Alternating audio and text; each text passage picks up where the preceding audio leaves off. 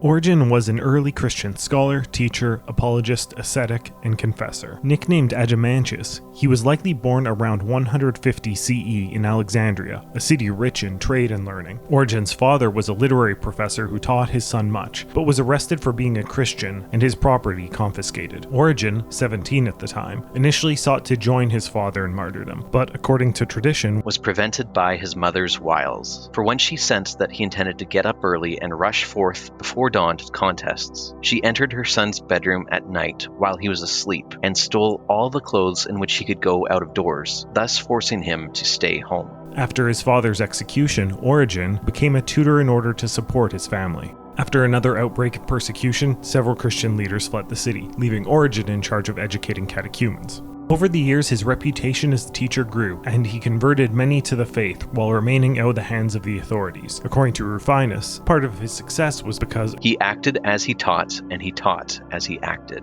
According to Eusebius, Origen, concerned that his discreet visits to other Christians might be mistaken for sexual liaisons, reflected on Matthew 19:12 regarding there being eunuchs who have castrated themselves for the sake of God's kingdom, and proceeded to carry out the Lord's words on his own self, in fact and in reality. While Eusebius' account is often accepted as fact, scholars still debate if Eusebius accurately reported from sources now lost, or if the castration claim was a way of drawing attention to an issue that his audience would be more sympathetic to, and away from controversial theological stances that he and Origen shared. Since Eusebius liked Origen, it would be odd for him to be slandering him, but at the same time, something is off in his account. For example, it assumes that Origen's castration would be common enough knowledge to keep the general population from gossiping, but private enough that his own community wouldn't know about it because he wants to avoid their praise.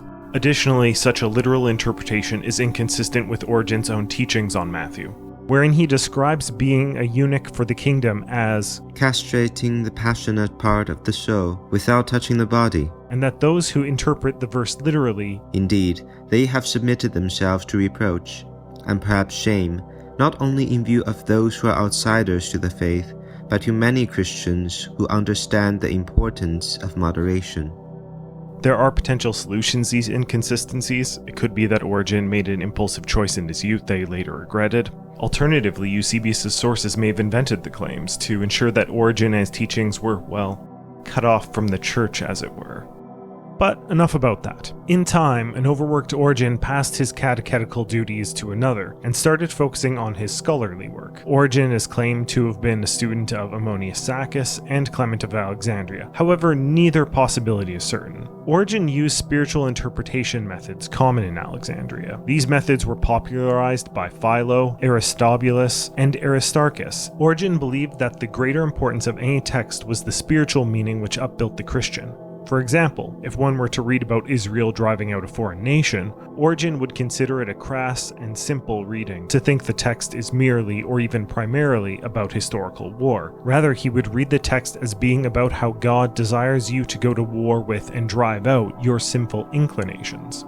Many sought out Origen to debate him, and were converted. Among them was Ambrose, a former Valentinian who became Origen's patron and basically set him up with a small publishing house. Ambrose brought in 7 stenographers to offer Origen constant assistance and to relieve each other as Origen dictated almost without stopping. Ambrose also employed as many copyists in the same task, as well as the same number of girls, highly skilled in penmanship.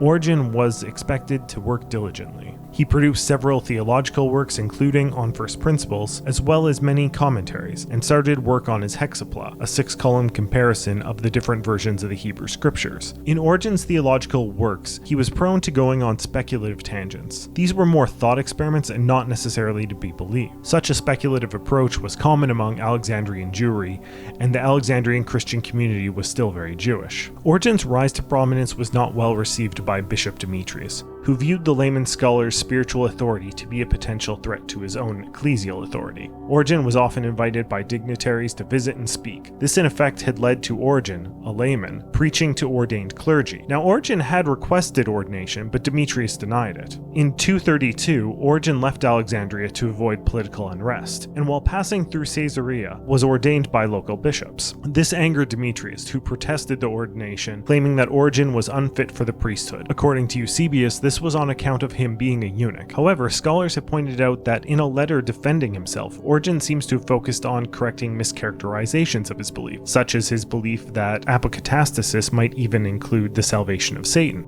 They say that the father of wickedness and perdition, of those who are cast out of the kingdom of God, that is, the devil, is to be saved.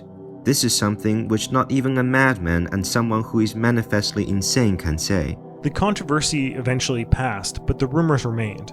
Origen successfully grew the school of Caesarea and attracted many great students. He also began preaching more, which required him to think about how doctrine related to the lives of the common people. This also required him to form new relationships with the Jewish community. While in Alexandria, Origen had relatively close relations to the Alexandrian Jews, given their similar interpretation methods, now Origen needed to deal with religious teachers who were more prone to literal reading. In 235, the increasingly unpopular Emperor Alexander was assassinated. He was tolerant of Christians, and his affiliation with them made them a target again. Origen's patron, Ambrose of Alexandria, was captured and tortured. This prompted Origen to write his exhortation to martyrdom.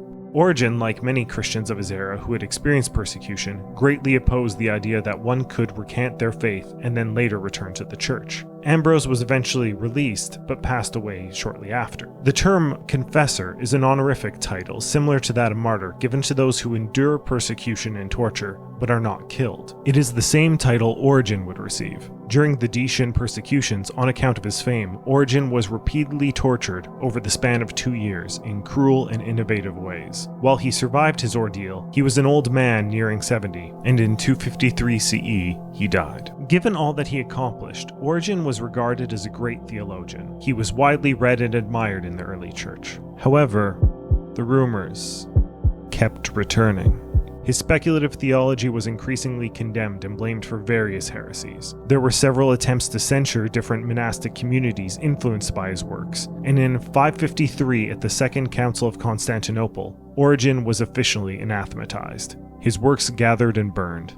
Ultimately, given the political nature of his condemnation and the biases of ancient translators and historians, it is difficult to assess Origen's orthodoxy.